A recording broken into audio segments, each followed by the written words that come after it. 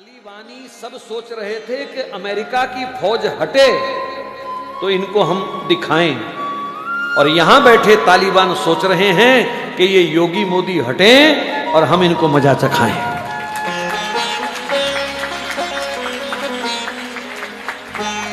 और अगर तुमने इनको खो दिया तो फिर अगले 50 साल तक, जब तक हमारी जिंदगी, मैंने इसलिए 50 बोला, जो बैठे हैं कोई 50 जिएगा, कोई 20 जिएगा, कोई 10 जिएगा, भगवान के हाथ है वो तो।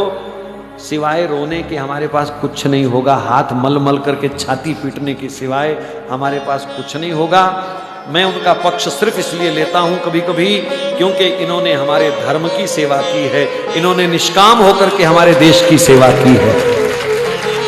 ये वंशवाद को लेकर के नहीं लड़ रहे, इन्होंने अपने बच्चों के नाम एफडीआं नहीं कराई हैं, इन्होंने कोई अपने 800 करोड़ के बंगले नहीं बनाए हैं, इन्होंने कोई इत्र की फैक्ट्रियां भी नहीं लगाई हैं।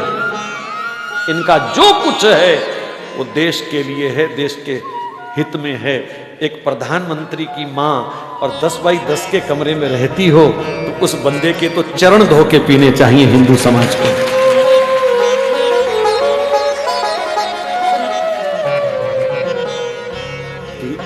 ये देश त्याग का पुजारी है और इस त्याग को भी पूजना पड़ेगा।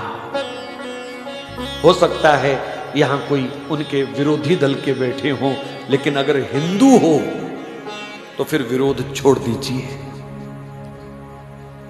बनता ही नहीं है विरोध करना भैया, किसी भी एंगल से विरोध बनता ही नहीं है। वर्तमान समय तो कहता है एकजुट होकर के आंख बंद करके समर्थन करो बस। जो मेरे देश के साथ खड़ा है, जो मेरे धर्म के साथ खड़ा है, जो रामकृष्ण के साथ खड़ा है, जो गाय माता के साथ खड़ा है, हमको उसी के साथ खड़े होना है, बस बात खत्म।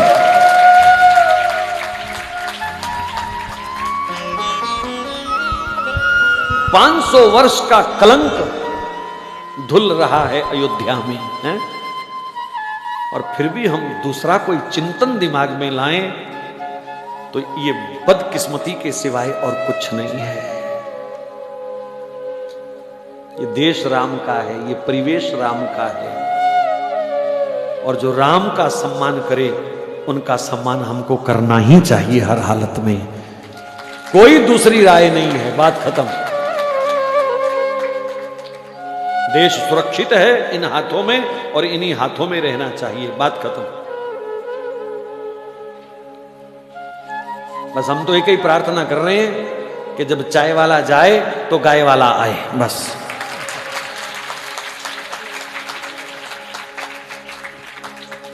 और कोई मंशा नहीं है, बस। ये परमात्मा ऐसी विभूतियों को कभी कभी कृपा करके भेजता है। धनुष बाण लेके स्वयं वो बहुत इमरजेंसी में आता है, अपनी विभूतियों को वो भेजता है।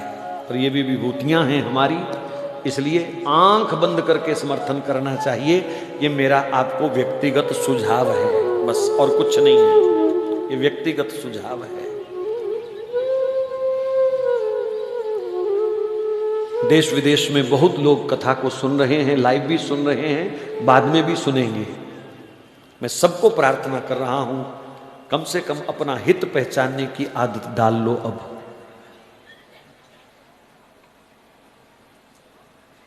ऐसा अवसर दोबारा नहीं आएगा हमारे पास।